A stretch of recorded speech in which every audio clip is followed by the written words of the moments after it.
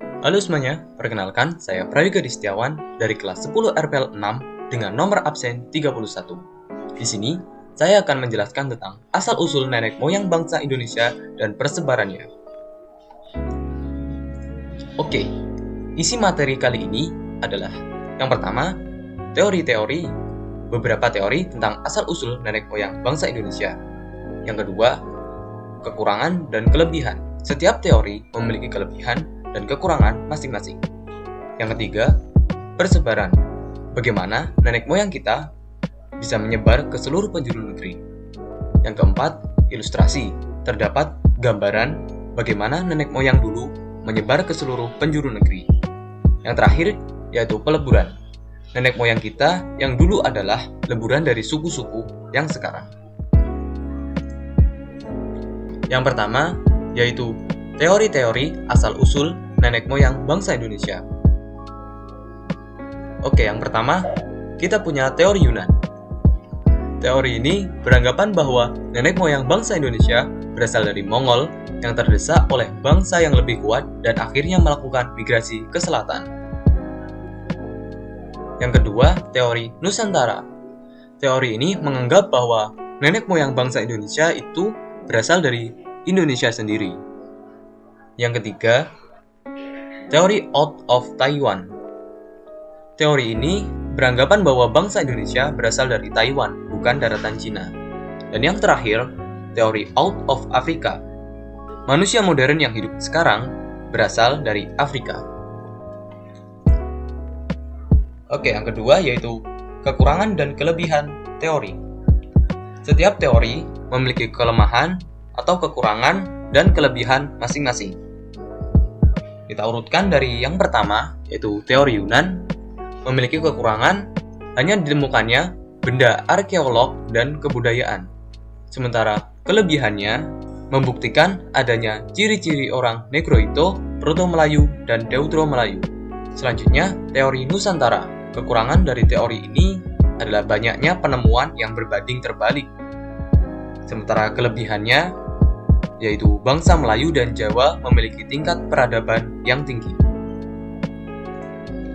Lanjut ke teori yang ketiga, yaitu teori out of Taiwan.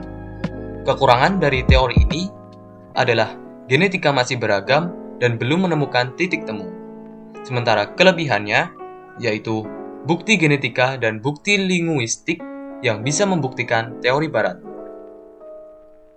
Dan yang terakhir yaitu teori out of Africa.